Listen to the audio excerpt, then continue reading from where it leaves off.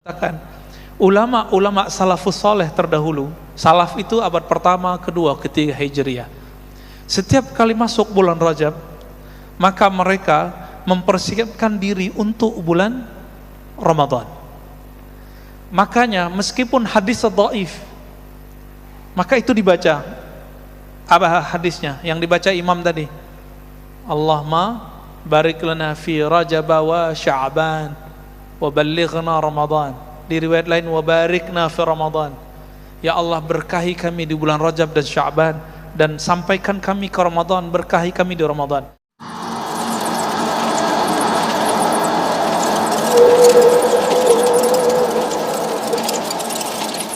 Bapak saudara yang melakukan Allah, kita masuk ke pekan pertama dari bulan Rajab. Setiap masuk bulan Rajab,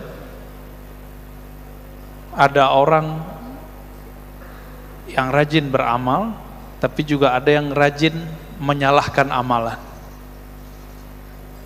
Setiap masuk bulan Rajab, muncul kubu-kubu dalam umat Islam. Akhirnya bukannya mempersiapkan diri untuk tawajuh ilallah, mempersiapkan diri menghadap kepada Allah, yang terjadi adalah salah menyalahkan. Dan yang sering jadi tumbal itu guru, ustadz, kiai, buya, syekh untuk menjelaskan itu. Tapi tetap saja dalam surat Qaf dikatakan inna fi dzalika ladzikra liman kana lahu qalbun aw alqa sam'a wa huwa syahid. Peringatan itu, ilmu itu hanya ngena, hanya sampai kepada orang yang mau al-qassam'a, yang mau mendengar.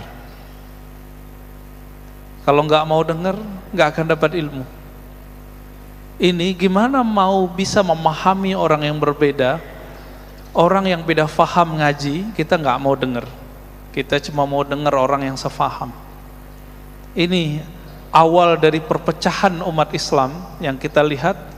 Kalau nggak sefaham dia nggak mau dengar. Udah, itu ya salam, tidak akan bisa dipertemukan. Lalu di ayat itu dikatakan al-qassam'a, ya. Orang yang liman kana lahu qalbun aw al-qassam'a wa huwa syahid. Orang yang punya qalbu, yang punya hati, niat yang tulus, mau mendengarkan, wa huwa syahid, dan dia hadir. Maka Bapak yang duduk di dalam itu beda makomnya dengan duduk di luar. Orang yang nonton YouTube itu beda dengan orang yang hadir di masjid. Meskipun cuma duduk di luar, itu beda makom sudah, ya. Kenapa? Karena ayat itu jelas sekali, inna fi dzalika ladzikra liman kana lahu qalbun aw alqa sam'a wa huwa syahid. Coba aja rasain, Pak. Bapak duduk di dalam gak berani ngobrol, tapi duduk di luar pasti berani ngobrol. Kalau lagi nonton YouTube sambil tiduran pun berani ngaji, benar nggak? Sedangkan kami ngaji kitab, kalau dengan masyaikh kami dari dahulu itu nggak berani sambil tiduran. Beberapa syekh kita yang ngaji di Saulatiyah di Mekah, itu kalau duduk itu diatur sedemikian rupa, nggak seperti hari ini. Tapi ya sudahlah, udah mau datang ke masjid, udah mau dengerin YouTube, itu udah syukur, ya. Cuma jangan berguru ke satu orang. Bapak saudara makan Allah, mengenai Rajab, tolong bedakan amalan orang beramal bulan Rajab dengan hadis-hadis mengenai keutamaan bulan Rajab. Itu berbeda. Bulan Rajab itu harus didefinisikan dulu. Bulan Rajab adalah bulan haram. Nah, ini satu poin pertama yang mau kita sampaikan. Bulan Rajab itu bulan haram. Kata Nabi SAW tentang Sya'ban, Sya'ban itu bulan yaghfulun nas, yang banyak orang lupa, ma baina Rajab wa Ramadan, antara Rajab dan Ramadan. Maksudnya adalah biasanya orang masuk Sya'ban jarang puasa. Biasanya orang puasa cuma Rajab dan Sya'ban. Lalu bolehkah saya berpuasa di bulan Rajab? Ada yang puasa nggak?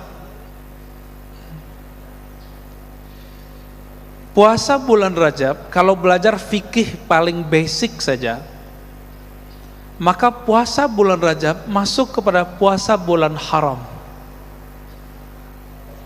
Syahrul haram. Karena Allah mempunyai 12 bulan, ada 4 bulan yang haram, ya. Berdasarkan ayat tersebut, maka berpuasa di bulan Rajab sama hukumnya dengan berpuasa di bulan haram yang lain. Bulan haram apa aja Pak? Rajab, apa lagi?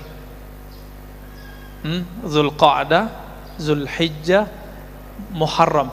Jadi bulan Rajab itu terpisah sendiri. Zulqa'dah, Zulhijjah, Muharram itu gabung. Tapi Rajab sendiri. Di bulan Rajab ada hari Senin nggak? Ada. Boleh nggak saya puasa hari Senin di bulan Rajab?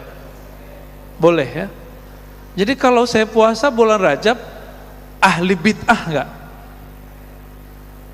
Ayo, bid'ah nggak? Ya enggak. Kenapa? Sebagaimana di selain bulan haram, di bulan Jumadal Ula, Jumadal Tsani, Rabiul Awal, Rabiul Tsani, di bulan-bulan itu ada hari Senin dan kita puasa hari Senin dan Kamis, maka di bulan Rajab apalagi dapat 2 keberkahan. Pertama Seninnya, Kamisnya, yang kedua bulan haramnya.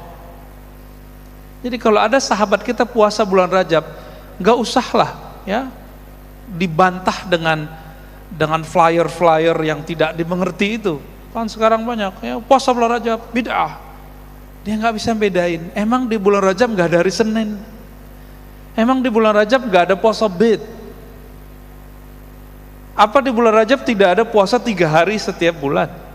Kata Abu Hurairah, "Al-Sani Khalili, kekasihku Rasulullah," hadis sahih, mewasiatkan kepadaku untuk 3 hal. Duha 2 rakaat minimal, witir setiap malam sebelum tidur, dan yang terakhir berpuasa salasa ayyam min kulli syahr, 3 hari puasa setiap bulan. Itu enggak dilihat mau bulan apa saja. Maka Bapak saudara makan Allah, jika ada sahabat kita puasa di bulan Rajab, husnuzan aja. Tapi kita perlu luruskan, orang yang berpuasa di bulan Rajab karena hadis-hadis yang palsu dan dhaif, ini baru bermasalah. Contohnya, jadi dalam bab ini ada seorang imam namanya Abu Muhammad Al-Hasan Al-Khallal. Dia menulis tentang fadlu syahri Rajab. Itu ada beberapa hadis dan semua hadisnya dhaif bahkan palsu. Itu memang terbukti. Contohnya ini. Pernah dengar nggak hadis ini? Rajab syahrullah, Sya'ban syahri, wa Ramadan syahru ummati. Bulan Rajab itu bulannya Allah. Maka Rajab itu dianggap nama Allah oleh sebagian ulama. Sya'ban bulanku, sedangkan Ramadan bulan umatku. Ini hadis telah diteliti, hadis dhaif jiddan. Apa arti dhaif jiddan? Jadi hadis itu terbagi sahih, hasan, dhaif secara kualitas. Hadis ini paling bawah sahih, dhaif. Dhaif itu banyak pembagiannya, tapi kalau kita pukul rata ada 3 juga. Dhaif biasa, dhaif jiddan, dhaif sekali, udah deket ke maudhu' palsu. Dan yang ke-3, maudhu', hadisnya palsu. Bapak saudara makan Allah, hadis ini dhaif jiddan, berarti udah semi palsu. Ada lagi hadisnya, misalnya gini, man shoma yauman min sya'ba min rajaba, siapa yang berpuasa 1 hari di bulan Rajab, lalu apa? Seakan-akan kana lahu ajru, bagi dia puasa 1000 sanah, 1000 tahun. Ini lebay nggak Pak? Dan itu tertulis di kitab-kitab, tapi kitabnya bukan kitab ahli hadis. Kitab yang banyak menyebutkan ini judulnya Durratun Nasihin. Pernah dengar? Durratun Nasihin. Jadi ada kitab Riyadhus Shalihin itu pakai Tanbihul Ghafilin, bagus. Tapi yang ini enggak bagus. Durratun Nasihin. Itu kumpulan dulu waktu kecil kami diajar oleh guru-guru kami, karena mereka bukan ahli hadis juga, ingin memotivasi orang awam, dicarilah kitab, dapatlah Durratun Nasihin. Ternyata kitabnya 70% lebih hadisnya bermasalah. Ada yang sahih betul, ya 10%-an lah ada yang sahih hasan, sebagiannya, sisanya 70%-an bermasalah. Dan tentang bulan Rajab, saya ingat saya di situ ada 2 bab. Dulu kami hampir hafal semua itu kitab. Hampir hafal isinya, maknanya kita hafal semua. Di situ disebutkan apa? Siapa yang puasa 1 hari bulan Rajab, maka Allah jadikan baginya pahala 1000 tahun. Cara cek amal-amal sunat yang hadisnya bermasalah itu gampang. Bahwa pahalanya melebihi Lailatul Qadar. Coba kita lihat, Lailatul Qadar berapa utamanya? 1000 tahun. Ini kalau nggak ngerti hadis, pakai aja kaidah ini. Nggak ngaji hadis itu lama Pak. Kami alhamdulillah Allah izinkan ngaji hadis kepada beberapa syekh, yang paling lama orang Indonesia. Jadi ada orang Indonesia pakar hadis. Guru kami Syekh Ali Mustafa Yaqub, Imam Besar Istiqlal yang lama. Sebelum Imam Besar yang sekarang, itu beliau imamnya. Beliau 9 tahun di Jawa, kemudian 9 tahun di Riyadh, Saudi, ngaji kepada ulama-ulama di Saudi. Dan berguru kepada ulama-ulama yang dahsyat-dahsyat lah ya. Mustafa Al-Azami, bin Baz, banyak ya. Dan terakhir beliau berguru kepada Syekh Hasan Hitu ya. Guru kami ini itu keras sekali dan sempat viral, tapi orang tidak paham viralnya ini. Beliau ingin menjelaskan bahwa puasa di bulan Rajab, semua hadisnya, hadis yang mana? Hadis tentang keutamaan-keutamaannya itu palsu dan dhaif. 2 aja. Kalau nggak palsu, maudhu, dhaif. Tapi tolong dibedakan. Kalau saya ingin berpuasa bulan Rajab, puasa Seninnya kah, puasa Bidnya, atau saya ingin puasa mutlak, itu boleh-boleh saja. Seperti boleh berpuasa di bulan yang lain. Tapi itu video kan dipotong, jadi nggak disebutkan bagian yang beliau membolehkannya. Bapak saudara makan Allah, kalau nggak ketemu, coba pakai kaidah ini. Apa kaidahnya? Jika ada amalan sunnah yang melebihi pahalanya pahala Lailatul Qadar, pastikan hadisnya dhaif atau palsu. 1 malam Lailatul Qadar sama dengan 1000 bulan. Ini 1 hari bulan Rajab sama dengan 1 tahun atau 1000 tahun? 1000 tahun Pak. Ngalah-ngalahin Lailatul Qadar. Oleh karena itu hadis ini pasti palsu. Pasti palsu ya. Ada lagi puasa Rajabnya disebutkan dalam hadis ya juga Imam Khalal itu ya. Inna fil jannati nahran yuqalu lahu Rajab. Di surga itu ada satu sungai bernama Rajab. Man shoma yawman min Rajaba saqahullah min dzalikal ma'. Siapa yang berpuasa 1 hari dari bulan Rajab, Allah akan berikan dia air dari sungai Rajab. Kita udah cek Pak, ternyata nggak ada hadis sahih yang menyebutkan ada sungai namanya sungai Rajab. Di surga itu disebutkan bahwa ada sungai, tapi nggak disebutkan namanya Rajab kecuali hadis ini. Karena ini berkaitan dengan akidah, maka hadis ini tidak bisa diterima. Akidah mengenai apa? Akidah mengenai surga. Ada ini baru tentang puasa ya. Yang ketiga mengenai sholat. Ini kita baru lewat malam Jumat pertama. Biasanya di beberapa pesantren, beberapa zawiyah zikir, orang mengamalkan namanya salat raghaib. Apa arti raghaib? Salat berharap dapat rahmat Allah Ta'ala. Berapa rakaat? Ba'da maghrib sampai isya 12 rakaat. Setelah kita teliti hadisnya, ternyata sumber hadisnya kita dapatkan dari kitab Imam Salafus Saleh sebenarnya, Imam Abu Talib Al-Makki, judul kitabnya Qutul Qulub. Qutul Qulub itu artinya makanan qalbu. Lalu kitab itu, hadis yang ada di kitab itu dinukil kembali oleh Imam Abu Hamid Al-Ghazali dalam Ihya Ulumuddin. Maka dua imam ini termasuk imam yang rajin mengamalkan salat raghaib. Tapi hadis itu diteliti nanti oleh Imam Subki dan Imam Al-Iraqi. Apa hasilnya? Ternyata hadisnya palsu. Hadisnya apa? Palsu. Oleh karena itu, ahli hadis membid'ahkan salat raghaib, salat antara maghrib dan isya di awal Jumat pekan pertama bulan Rajab. Tapi Imam Abu Talib Al-Makki dan Imam Abu Hamid Al-Ghazali tetap melakukannya. Kenapa mereka tetap melakukannya? Karena mereka menemukan ulama salaf sebelum mereka mengamalkannya. Saya lama memikirkan ini bid'ah atau tidak? Bid'ah atau tidak? Ternyata kita lihat sejarahnya, ini panjang ini sejarahnya. Dulu ada namanya Imam Abu Muhammad Al-Maqdisi menulis kitab mengenai bid'ahnya salat raghaib. Akhirnya terjadi pecah ya di satu masjid di zaman Syekh Ibnu Taimiyah. Dia membubarkan orang lagi salat raghaib dan akhirnya nama Ibnu Taimiyah menjadi hancur. Tidak disukai di Damaskus saat itu.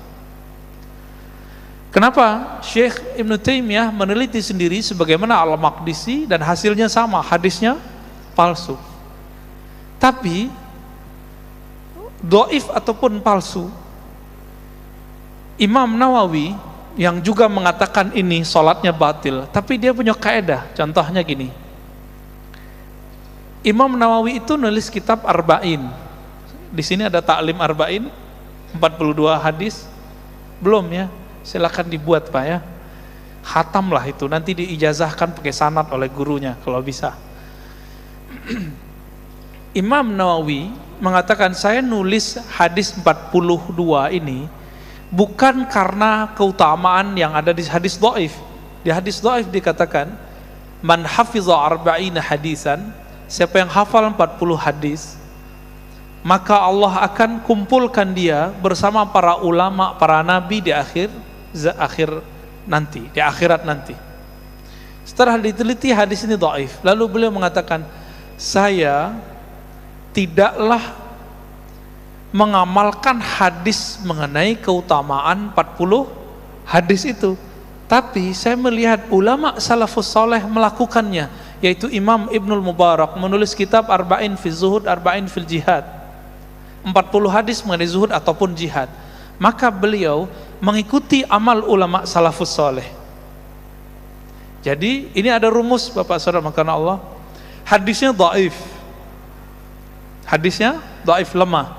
Tapi ada ulama salaf yang mengamalkannya bukan karena hadis itu. Maka dalam ilmu fikih kita boleh mengamalkannya tapi ikut ulama salaf, bukan ikut hadis dhaif itu. Itu kaidahnya. Contohnya apa? Saya sering mencontohkan di beberapa tempat. Bapak Saudara makan Allah, jika kita punya anak baru lahir, diazankan enggak? Benar, diazankan. Kita cek hadisnya. Hadis riwayat siapa itu? Hadis mengazankan bayi baru lahir, riwayat Imam Al-Hafiz At-Tirmizi, murid terbaik Imam Bukhari. Dalam bab Kitabul Aqiqah dari Sunan Tirmizi disebutkan hadis ini, anna Rasulullah sallallahu alaihi wasallam adzana.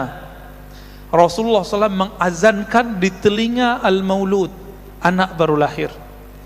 Kita teliti, ternyata di dalamnya ada rawi yang dhaif, periwayat yang lemah. Lalu apakah otomatis amal dengan hadis ini tidak boleh? Ternyata kita coba lihat, Imam Tirmizi mengatakan hadis ini hasanun sahih. hadis ini hasan plus sahih. Udah hasan plus sahih lagi. Maksudnya apa?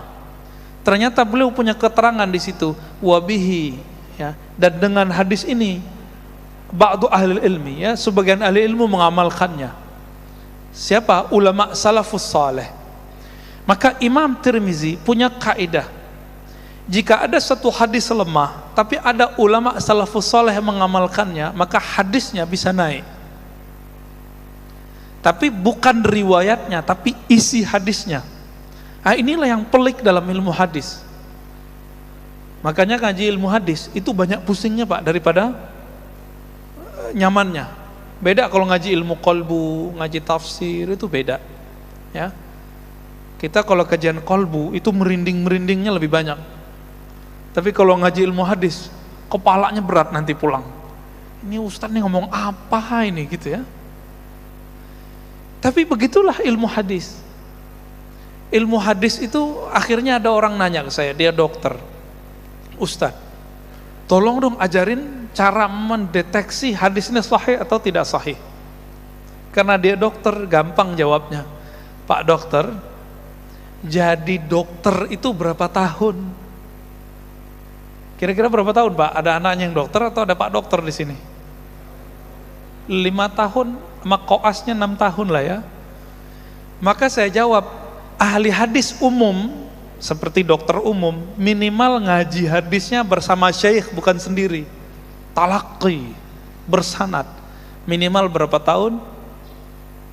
6 tahun itulah. Atau sekarang di ma'had kami, di tempat guru kami Syekh Ali Mustafa Yaqub, Allah yarham, sekarang dipegang oleh anaknya, ya, Ustaz Ziaul Haramain, masih muda, tamat Madinah, alim.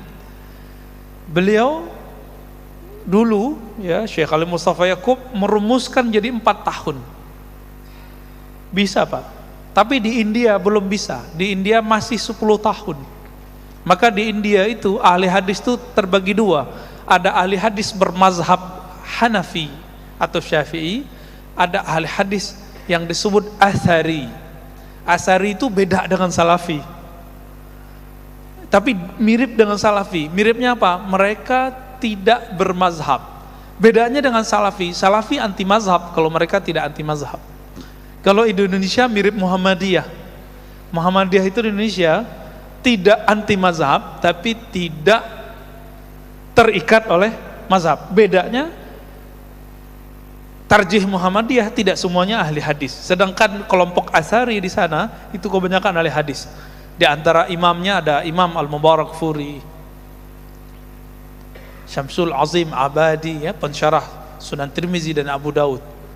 Mereka itu termasuk yang ngaji hadisnya lama. Maka di India, Bapak Saudara, makanya Allah kalau ngaji hadis, orang kalau sudah diijazahkan gurunya ngajar, dari dia umur 20-an sampai 70 umurnya, itu cuma ngajar 1 atau 2 kitab. Maka kalau mau cari penghafal Sahih Bukhari Muslim masih banyak di India. Jadi pusat kajian hadis bukan Saudi Pak, harus diketahui. Pusat kajian hadis sudah lebih dari 3 abad, itu di India, Pakistan.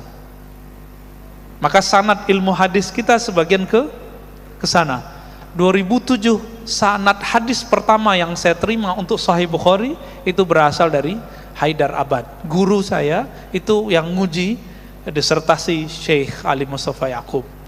Bapak saudara makan Allah. Jadi kalau pusing masalah kok hadis bisa diteliti, ya, tapi cara menelitinya mirip kayak diagnosa dokter. Adapun yang diajarkan di kampus-kampus itu bukanlah menjadi dokter hadis. Di kampus-kampus hari ini hanya pakar teori-teori hadis. Bedakan di UIN, di Al-Azhar, bahkan di Madinah, di mana-mana hari ini kalau orang ngaji hadis itu cuma teori ilmu hadis. Kalau mau ngaji kitab hadisnya itu biasanya di ma'had-ma'had, di zawiyah-zawiyah, di tempat syekh-syekh. Oleh Kiai Ali Mustafa Yaqub dijadikan itu formal di Ma'had Darus Sunnah. Jadi kalau ada anaknya bagus bahasa Arabnya Pak, kuliahkan S1 di UIN sembari masuk ke Darus Sunnah. Bapak saudara makan Allah. Berdasarkan penjelasan ini, Imam Ibnu Hajar Al-Asqalani, beliau pensyarah Sahih Bukhari, mengatakan apa?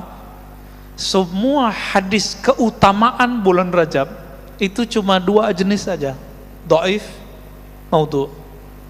Dhaif dan lemah. Tapi tolong dibedakan. Ada orang tadi ingin beramal di bulan Rajab karena ingin mengikuti tradisi ulama salaf, itu boleh. Nah, sekarang kita tinggalkan hadisnya dulu.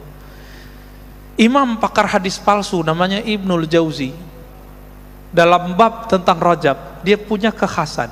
Meskipun dia geli ngelihat hadis palsu, tapi dia kemudian tinggalkan hadis palsu, dia lihat amalan ulama salafus saleh. Dalam kitab At-Tabsirah beliau mengatakan, ulama-ulama salafus saleh terdahulu, salaf itu abad pertama, kedua, ketiga Hijriah, setiap kali masuk bulan Rajab, maka mereka mempersiapkan diri untuk bulan Ramadan. Makanya meskipun hadis dhaif, maka itu dibaca. Apa hadisnya yang dibaca imam tadi? Allahumma barik lana fi Rajab wa Sya'ban wa ballighna Ramadan. Di riwayat lain, wa barikna fi Ramadan. Ya Allah, berkahi kami di bulan Rajab dan Sya'ban, dan sampaikan kami ke Ramadan, berkahi kami di Ramadan. Hadis ini ittifaq, semua sepakat bahwa hadis dhaif, tapi orang beramal bukan karena hadis ini. Tapi ada ulama salafus saleh, disebutkan oleh Imam Ibnul Jauzi, beberapa ulama tabi'in membaca doa ini. Jadi bolehkah kita baca doa ini karena ikut ulama tabi'in? Boleh, bahkan dianjurkan. Jadi silakan Pak, diaminkan kalau imam baca ini. Gak usah berdiri langsung ya, aminkan aja itu. Kalau enggak, duduk aja. Walaupun kita duduk, kita dapat berkahnya. Kita ini kan sering minta doa ke kiai, ke syekh, ke ustadz. Sekarang dapat doa gratis dari hafiz Quran yang duduk di depan. Mau enggak? Ya? Enggak mau. Susah-susah nyari kiai kemana-mana minta doa. Ternyata doa itu berlimpah di masjid ini. Dan saya suka sekali, ini masjid berapa jarak iqamat dengan azan? Itu keren Pak, bagus. Ini baru sesuai dengan fikih yang sahih. Jangan buru-buru, di sebagian masjid 7 menit. Wajar kalau kita lihat ke belakang cuma 3 shaf. Jadi begini nih bener. Kalau tambahin lagi sebenarnya boleh Pak. Ya. Di Turki, ulama-ulama fikih bermazhab Hanafi, mereka ahli hadis. Mereka menggunakan hadis yang lain, bahwa Nabi SAW salat subuh di akhir malam. Udah mau deket-deket terbit matahari. Maka kalau Bapak ke sana, kita salat subuh begini Pak di luar. Ya, burung-burungnya kayak tadi. Jadi suasana kayak di Masjid Ayyubiyah saya tadi ya. Jadi awal datang ke sini, ini kok kayak enggak di Jakarta ini ya. Enggak kayak di Tangerang juga ini. Kayak di mana? Kayak di Turki rasanya. Burung-burung, cuma hati-hati ini nya macam-macam ya. Bapak Saudara makan Allah. Nah, ini salah satu sunnah yang boleh diamalkan. Apa kata ulama kita? Imam Ibnul Jauzi mengatakan, jika engkau ingin mendapatkan keberkahan, keberhasilan di malam Ramadan, Lailatul Qadar, maka mulailah menanam semangatmu, amalmu dari bulan Rajab. Kalau kita nanam padi itu 3 bulan Pak, benar. Ditanam hari ini, setelah 1 bulan dia tumbuh, tapi juga tumbuh rumput bersamanya, maka kita bersihkan. Kata Imam Ibnul Jauzi, maka ulama salafus saleh dulu di bulan Rajab mereka mulai qiyamul lail, dicoba 11 rakaat, 20 rakaat setiap malam. Kadang kuat, kadang tidak, kadang kuat, kadang tidak. Dimasuk bulan Sya'ban, capeknya hilang. Jadi kalau udah masuk bulan Sya'ban, capeknya hilang. Apa yang harus dibersihkan? Kekurang-kurangannya dihilangkan. Ini yang disebut di bulan Sya'ban cukup merapikan apa yang sudah ditanam. Nanti di bulan Ramadan cukup memetik hasil. Karena kami punya rumus Pak. Coba lihat Nabi Yunus, berapa lama beliau di dalam perut ikan? 40 hari. Apa yang dia baca? La ilaha illa anta subhanaka inni kuntu minaz zalimin. Dan disebutkan di Quran, Kalau bukanlah Zunnun, Nabi Yunus itu minal musabbihin, dari orang yang banyak zikir, tentu dia akan terkubur di sana sampai kiamat. Maka jika ingin kolbu ini tidak mati, tidak terkubur, coba amalkan zikir ini Pak. La ilaha illa anta subhanaka inni kuntu minaz zalimin. Amalkan terus sampai nanti bulan Sya'ban, 40 hari. Coba 10 hari pertama bulan Sya'ban ganti zikirnya. Terus setiap malam qiyamul lail. Karena Lailatul Qadar itu bukan terjadi begitu saja. Masa orang Lailatul Qadar cuma ingin dapat Lailatul Qadar malam 27 terus tidur di masjid? Sejak kapan orang tidur di masjid dapat Lailatul Qadar? Kita lihat orang pindah tidur Pak, plok. Lailatul Qadar apaan? Nanti jam 2 bangun, Lailatul Qadarnya udah lewat, jam 12 udah lewat. Rata-rata rahasia-rahasia itu turunnya mulainya jam 12-an, tengah malam itu. Pas tengah malam itu, di situ banyak orang tertidur. Di saat tertidur itulah Allah lihat, Allah pandang kalbu yang masih hidup. Innallaha yanzuru ila qulubikum. Allah pandang kalbu yang hidup. Jadi coba Pak, latihan mulai malam ini. Coba kalau bangunnya agak lebih awal, jam 3. Nanti sampai jam 4 rehat sebentar. Jadi 1 jam beramal. Itu dahsyat itu. Kalbunya akan luar biasa.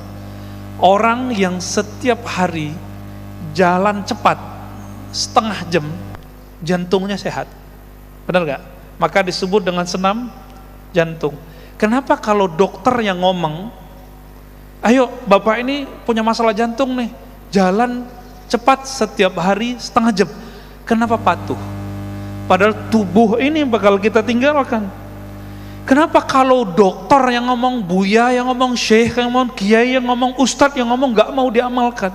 Apa masalah kalbu kita ini? Apa kata guru kita? Apa kata syekh kita? Apa kata nabi kita?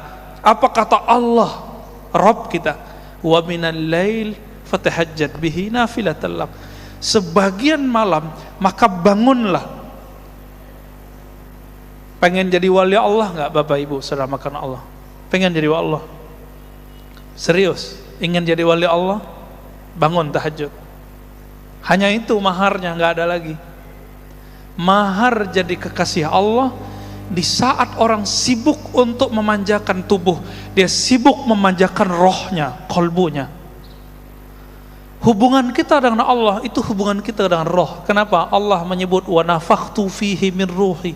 Aku tiupkan rohku kepada tubuh manusia. Allah menyebut rohku, roh milikku. Oleh karena itu ketika orang meninggal yang dibaca innalillah, itu sebenarnya kebahagiaan bagi roh orang mukmin. Kenapa? Dia pulang kampung. Saya mau tanya Pak, yang orang yang bukan orang sini senang nggak pulang kampung? Senang. Itu baru kampung fisik. Betapa indahnya dan nikmatnya, merindukannya si kolbu itu pulang kepada yang punya kolbu. Roh itu pulang kepada yang punya roh. Tapi bapak ini mau pulang kampung, nggak pernah kirim bantuan untuk masjid kampung, nggak pernah kirim duit untuk orang tua di kampung, nggak pernah bantu saudara di kampung, nggak pernah nyapa orang kampung, nggak punya rumah lagi di kampung, berani nggak pulang? Nggak berani pulang. Maka meskipun kita lagi merantau di dunia ini tubuh milik bumi Pak, ini bumi yang punya, bukan tubuh rohani ini. Kita rohnya lagi merantau di sini. Maka rajin-rajin nabung. Ini hadis terakhir yang saya mau baca.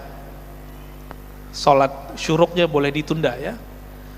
Apa kata Nabi dalam hadis sahih riwayat Imam Tirmizi? Laqitu Ibrahima lailatan usriyabi.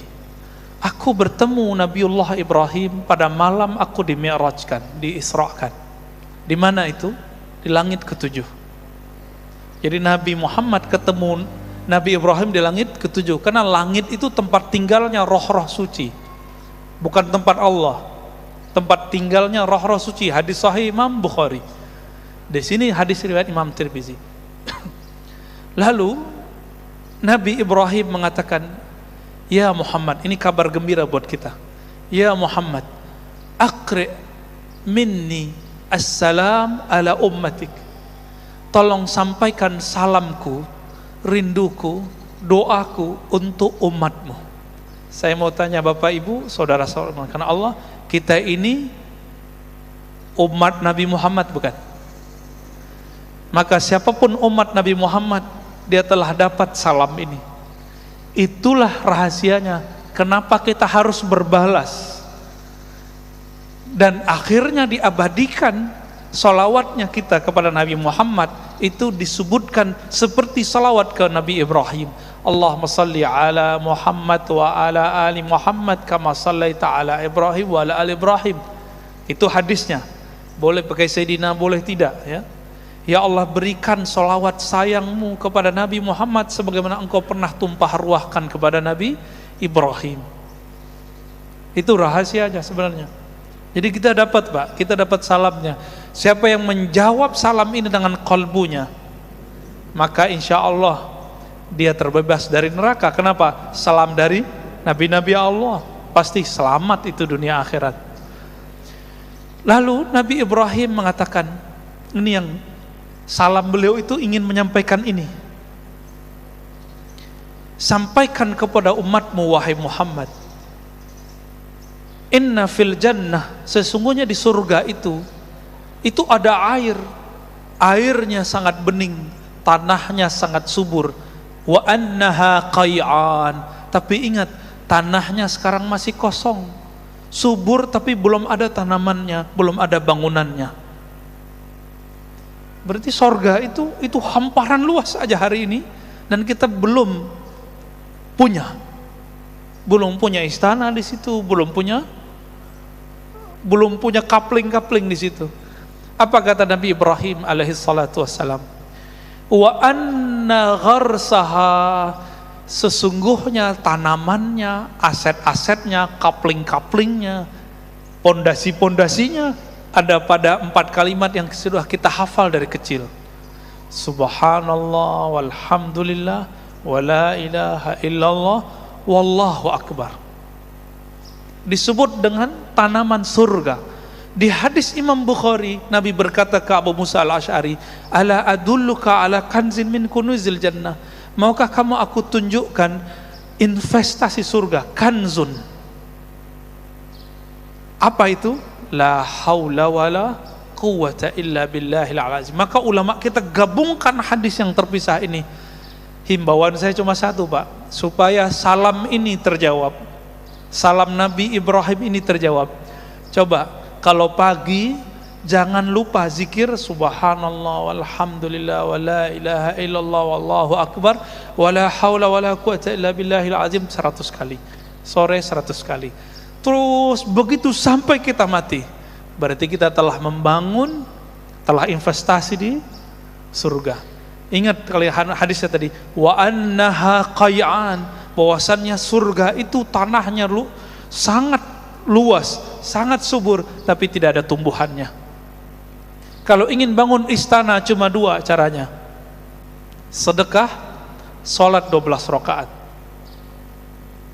Sedekah bangun masjid, man bana lillahi baitan banallahu lahu baitan fil jannah. Yang bangun masjid, Allah bangunkan istana di surga. Yang kedua, siapa yang salat isnatai asyrata raq'ah, yang salat 12 rakaat setiap hari, banallahu lahu qasran fil jannah, maka Allah bangunkan bagi dia istana di surga. Makanya duha itu 12 rakaat meskipun hadisnya dhaif. Kalau enggak sanggup ya 2 sampai 4, ya. Nah, ini pesan Nabi Ibrahim, itulah pesan inti kita. Coba amalkan ini bulan Rajab, nanti Sya'ban tinggal hilang capeknya. Cukuplah capek bulan Rajab, nanti enaknya di bulan Sya'ban tinggal memetik hasilnya Lailatul Qadar di bulan Ramadan. Jangan mulai di malam Ramadan. Enggak dapat Lailatul Qadar, Pak. Namanya Lailatul Naum dapatnya, malam penuh tidur. Baik, Bapak Saudara, maka Allah, kira-kira itu. Mau ada tanya jawab atau langsung?